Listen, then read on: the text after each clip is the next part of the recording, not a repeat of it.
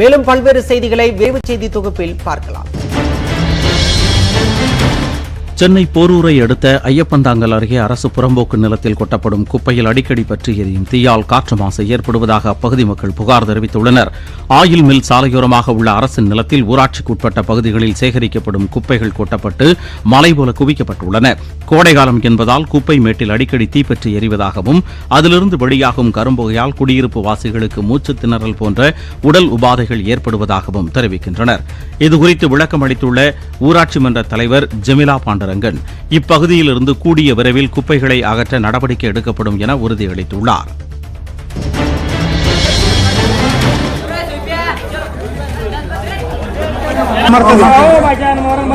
மகாராஷ்டிராவில் கிணற்றில் தவறி விழுந்த சிறுத்தையை வனத்துறையினர் பாதுகாப்பாக மீட்டனர். கல்யால் கவான் என்ற இடத்தில் விளைநிலத்தின் கிணற்றுக்குள் விழுந்த சிறுத்தை அங்கிருந்த பைப்பை பிடித்தபடி தவித்துக் கொண்டிருந்தது. இதுகுறித்து வனத்துறையினருக்கு தகவல் தெரிவிக்கப்பட விரைந்து வந்த அவர்கள் கிணற்றில் தவித்த சிறுத்தையை கட்டில் மற்றும் கூண்டு கட்டி பத்திரமாக மீட்டனர். பிடிபட்ட அந்த சிறுத்தை கியான்கங்கா சரணாலயத்தில் பாதுகாப்பாக விடப்பட்டது.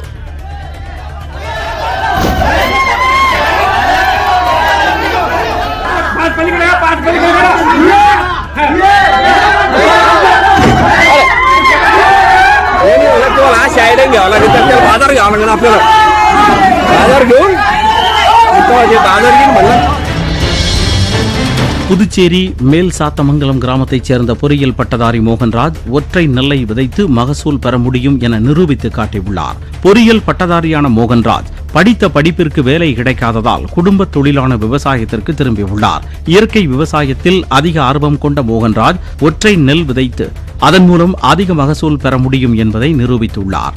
சோதனை முயற்சியாக அவரது வீட்டு மொட்டை மாடியில் உள்ள 800 சதுரடி இடத்தில் 85 பைகளில் ஒரு பைக்கு ஒரு நெல் மணியை நட்டு 1 பங்கு மண் 1 பங்கு எரு ஆகியவற்றை கொண்டு நடவு செய்துள்ளார். தற்போது அது 4 ரக நெற்கதிர்களாக செழிப்புடன் வளர்ந்து நிற்கின்றன.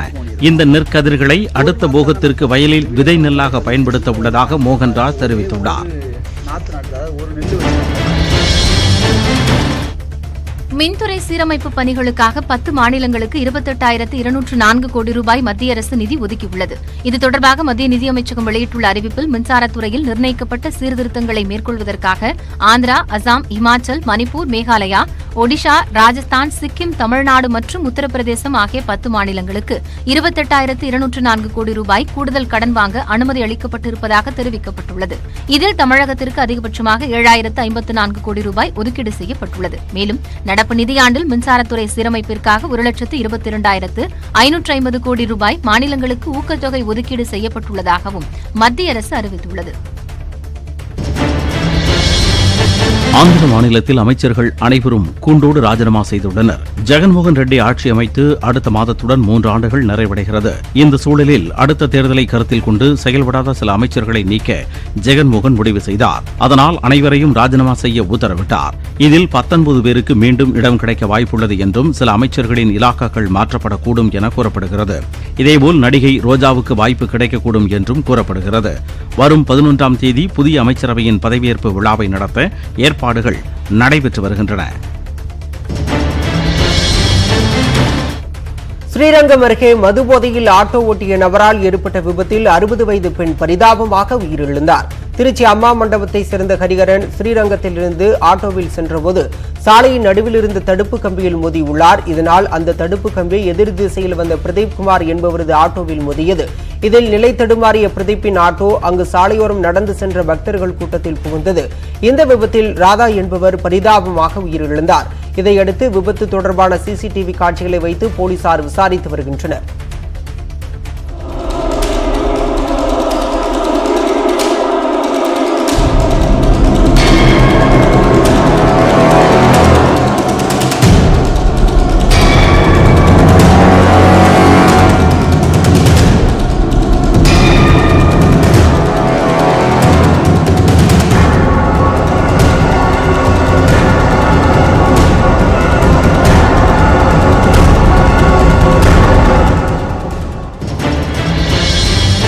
பாதுகாப்புத்துறை அமைச்சர் ராஜ்நாத் சிங்கை தமிழக ஆளுநர் RN ரவி டெல்லியில் சந்தித்து ஆலோசனை நடத்தினார். தமிழக ஆளுநர் RN ரவி திடீர் பயணமாக காலை டெல்லி புறப்பட்டுச் சென்றார். 3 நாள் அரசுமுறை பயணமாக சென்றுள்ள அவர் பிரதமர் மோடி, உள்துறை அமைச்சர் அமித்ஷாவை சந்தித்து பேச்சுவார்த்தை நடத்துகிறார். முன்னதாக பாதுகாப்புத்துறை அமைச்சர் ராஜ்நாத் சிங்கை சந்தித்து அவர் ஆலோசனை மேற்கொண்டார். ஆளுநரை திரும்பப் பெறக் கோரி திமுக எம்பிக்கள் நாடாளுமன்றத்தில் முழக்கங்கள் எழுப்பிய சூழலில் ஆளுநர் ரவியின் டெல்லி பயணம் முக்கியத்துவம் வாய்ந்ததாக கருதப்படுகிறது. இலவச மற்றும் கட்டாய கல்வி உரிமை சட்டத்தின் கீழ் தனியார் சுயநிதி பள்ளிகளில் 25% இடத்தை ஒதுக்கீடு செய்வதை உறுதி செய்ய வேண்டும் என்று தமிழ்நாடு மெட்ரிகுலேஷன் பள்ளிகள் இயக்குநரகம் அறிவுறுத்தியுள்ளது. வாய்ப்பு மறுக்கப்பட்ட மற்றும் நலிவடைந்த பிரிவினரின் குழந்தைகளுக்கு சிறுபான்மை அல்லாத தனியார் பள்ளிகளில் இடம் கிடைக்க இச்சட்டம் வழிவகை செய்துள்ளது. அதன்படி 2022-23 கல்வியாண்டில் LKG மற்றும் முதல் வகுப்பில் 25% சேர்க்கைக்கான விண்ணப்பங்களை விண்ணப்பிக்க வருகின்ற 13ஆம் தேதி பள்ளி தகவல் பலகையில் அறிவிப்பு வெளியிட உத்தரவிடப்பட்டுள்ளது. மேலும் 20 முதல் மே 15ஆம் தேதி வரை இணைய வழியாக விண்ணப்பிக்கலாம் என்று மெட்ரிகுலேஷன் பள்ளிகள் இயக்குநரகம் தெரிவித்துள்ளது. நாகையை சேர்ந்த அரசு உதவி பெறும் பள்ளியின் தாளாளர் ஒருவர் மாணவர்களின் மாற்றுச் சான்றிதழ்களை வழங்க பெற்றோரிடம் லஞ்சம் கேட்பது அதிர்ச்சியை ஏற்படுத்தியுள்ளது. நாகையில் உள்ள ஆண்டனி மேல்நிலைப்பள்ளி தாளாளராக பாதிரியார் டேவிட் செல்வகுமார் இருந்து வருகிறார். இவர் பள்ளி படிப்பு படித்து முடித்து கல்லூரியில் சேரும் மாணவர்களின் மாற்றுச் சான்றிதழ்களை வழங்குவதற்காக பெற்றோர்களிடம் 5000 ரூபாய் வரை லஞ்சம் பெறுவதாக கூறப்படுகிறது. இந்த பேரத்தில் தலைமை ஆசிரியருக்கும் பங்கு உள்ள புகார் எழுந்துள்ள நிலையில் இதனை கண்டித்து ஆசிரியர்கள் போராட்டத்தில் ஈடுபட்டதால் பரபரப்பான சூழல் நிலவியது. 2000 கட்டி டிசி வாங்கிட்டுலாம் போயிருக்காங்க சார். 2000 கட்டி கட்டாமல் இருந்தவங்க கட்டி 2000 கட்டி டிசி வாங்கி போயிருக்காங்க. 5000 கட்டணும், பாதியாவது கட்டுங்கம்மா சொல்கிறேன். அவ்வளோதான். நீ மற்றவங்களை பற்றிலாம் பேசக்கூடாது. அதனால மனசு கஷ்டப்படாமல் கட்டுங்க, நாங்களும் மனசுக்கு கஷ்டப்படாமல் உங்களுக்கு டிசி எடுத்து வரோம். புரியுதுங்களா? அதுதான், வேறு ஒன்றும் கிடையாது. ஏம்மா அதான் சொல்கிறேன், வேணா இப்போ சேரணும் அப்படின்னு சொன்னால் நான் டிசி தர்றேன். ஆனால் 10th மார்க் 10th இது கொடுக்க மாட்டேன். இலங்கை சிறையில் உள்ள 12 மீனவர்கள் பிணைத் தொகையாக தலா 1 கோடி செலுத்தினால் மட்டுமே ஜாமீன் வழங்க முடியும் என்று கிளிநொச்சி நீதிமன்றம் தெரிவித்துள்ளது. கடந்த மாதம் 24ஆம் தேதி தனுஷ்கோடி தலைமன்னார் எல்லையில் மீன்பிடித்துக் கொண்டிருந்த ராமேஸ்வரம் மீனவர்கள் 12 பேரை இலங்கை கடற்படை கைது செய்தது. இலங்கை யாழ்ப்பாணம் சிறையில் அடைக்கப்பட்ட 12 மீனவர்களின் நீதிமன்ற காவல் வியாழக்கிழமையுடன் நிறைவடைந்த நிலையில் அவர்கள் அனைவரையும் கிளிநொச்சி நீதிமன்றத்தில் ஆஜர்படுத்தினர். அதன் பிறகு 12 பேரின் நீதிமன்ற காவலை மே 12ஆம் தேதி வரை நீட்டித்து நீதிபதி உத்தரவிட்டார். மேலும் மீனவர்கள் தலா 1 கோடி ரூபாய் பிணைத் தொகை செலுத்திவிட்டு ஜாமீனில் செல்லலாம் என்றும் தெரிவித்தார்.